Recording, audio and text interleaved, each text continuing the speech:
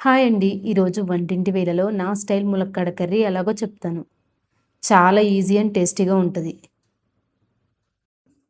ముందుగా ఈ రెసిపీ కోసం ఆనియన్స్ అండ్ టమాటోస్ చిన్నగా కట్ చేసుకోండి.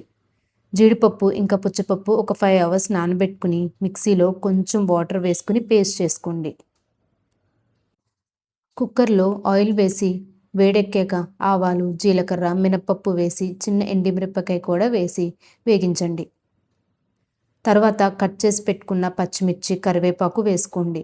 అవి ఫ్రై అయ్యాక ఆనియన్స్ వేసి కలుపుకుని మూత పెట్టి మగ్గనివ్వండి. 2 నిమిషాల తర్వాత ఒకసారి కలిపి కట్ చేసి పెట్టుకున్న టొమాటోస్ కూడా వేసుకుని మూత పెట్టి బాగా మగ్గనివ్వండి. టొమాటో సాఫ్ట్ అయ్యాక మిక్సీ చేసుకున్న పేస్ట్ వేసి కలపండి.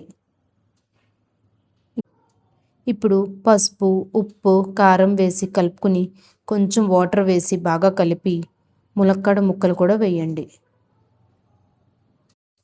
ములక్కాడ ముక్కల్ని మగ్గనిచ్చి కొంచెం వాటర్ వేసి కలిపి మూత పెట్టి 2 విజిల్స్ రానివ్వండి.